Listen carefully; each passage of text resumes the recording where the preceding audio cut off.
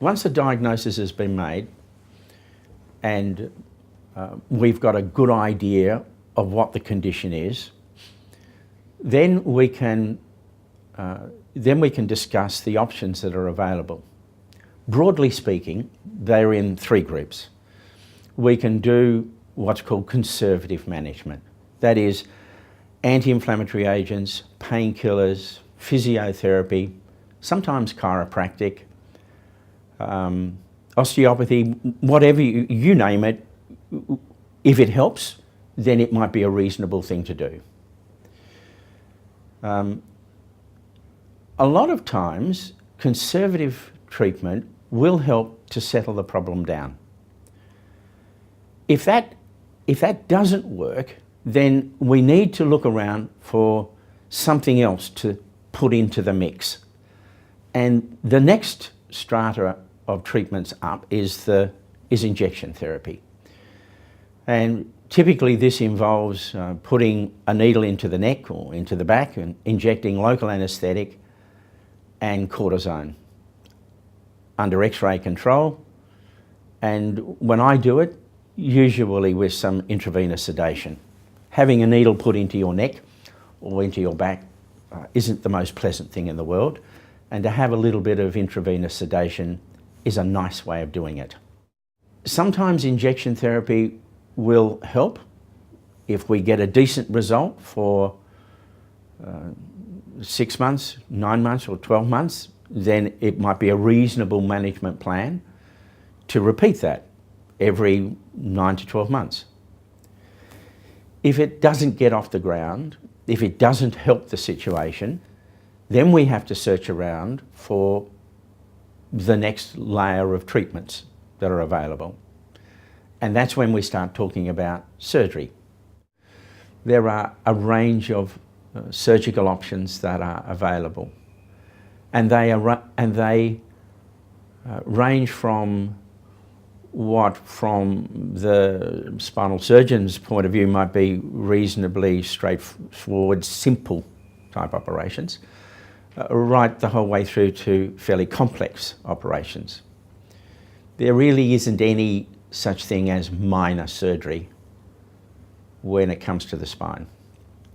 I'll often say to patients that the only minor surgery is the surgery that somebody else is having. When you're having an operation, it's all major stuff. But in the scheme of things, a simple partial discectomy to free up a nerve for neck pain or for leg pain would be considered at one end of the spectrum, and multiple level intervertebral fusions with internal fixation would be at the other end of the spectrum. Which operation is chosen depends upon the symptoms of which the patient complains. If the symptoms are purely in the arm or purely in the leg, then a simple partial discectomy is probably the way to go.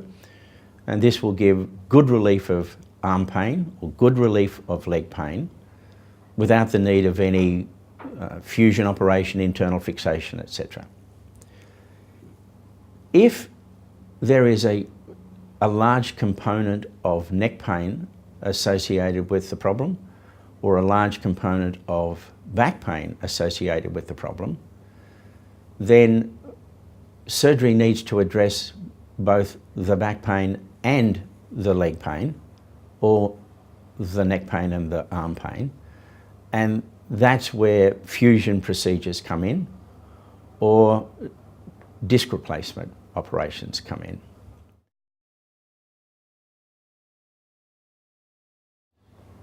The major procedure that I undertake is actually injection therapy. I will probably, if one takes an injection as a procedure and a spinal fusion operation as a procedure, I would do probably 2 or 3 injection procedures to every one open operation. So the majority of things that I do in an attempt to relieve people of their pain is usually injection therapy. So we start out with conservative treatment. We might put in injection therapy if that's not being successful. And it's only when we've tried all of that that we then start talking about operative intervention. Apart from simple discectomy for limb pain, decompressive laminectomy for a condition called canal stenosis, which is one of the major problems that confront people with degenerative disease of the spine. Fusion operations for low back pain or neck pain in association with pain into the arm or pain into the leg.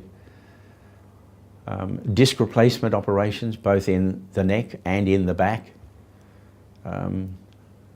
This is a good procedure to perform if it's appropriate. One of the problems of doing a spinal fusion operation is that about 20% of people come back within 10 years because of a problem at the level above or the level below. It's called adjacent segment disease or next door neighbour disease. And that's purely because of the fact that we performed a fusion 10 years ago. Only 20% of people have this, 80% of people don't, but it is a significant population of people. In an attempt to decrease the incidence of adjacent segment disease, we can put in an artificial disc, which actually moves. And if the artificial disc does its job, then theoretically it will take the loading strain off the level above and decrease the incidence of adjacent segment disease. Whether this happens or not is still being worked out, but it appears that putting in an artificial disc can have a beneficial effect. Of course, not everybody is suitable for an artificial disc. The procedures that are available to us are procedures that will decompress either the canal down through which the nerves come, or the nerves as they come out to join together, form the sciatic nerve and go down into the leg. A nerve will always hurt where it goes to rather than where it comes from. So pinching this nerve, either where it comes out from the spine or where it comes down in the spine, will give rise to pain going down into the leg. If it is just the nerve, we can make a small hole through the bone, shave away a piece of disc material, free the nerve up and decrease the amount of leg pain. If it's a condition such as canal stenosis, which is a narrowing of the canal causing compression on the nerves inside, we can do what's called a laminectomy, which is to take away part of the bone, free up the nerves inside the canal, and in that way relieve the symptoms that go down into the leg. If there is an instability or a slip where the alignment of the bones isn't the way it's meant to be, then as well as a decompression, we can do a fusion operation whereby we put screws into the vertebral bodies and a rod on either side, holding the bones in the correct position whilst bone heals from one vertebral body to the next. Cool. If we want to do a disc replacement operation, we would come from the front.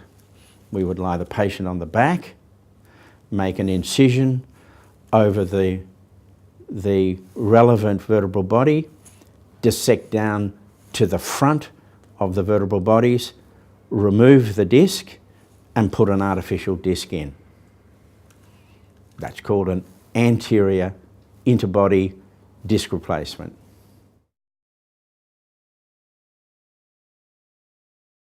it's the patient's pain. They're the person living with it. It's their decision as to how we manage the problem. It's my job to make sure that the decision that they make is appropriate to the problem.